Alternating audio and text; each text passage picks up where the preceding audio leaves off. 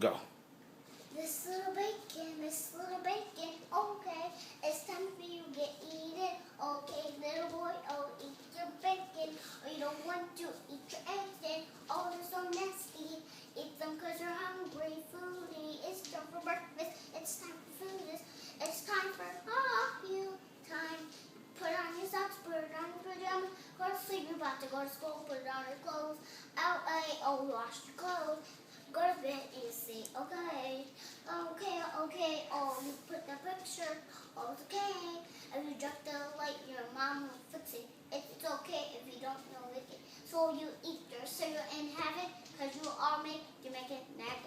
If you can change your cereal, you can eat it, and you make your meal. You can put on the clothes, and you can drive the car and say goodbye, drink your juice. You mean you're going home, and you never see your family again, but you come back. Don't be afraid.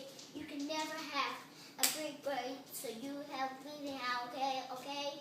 You're about to go to sleep, say hooray. Hooray!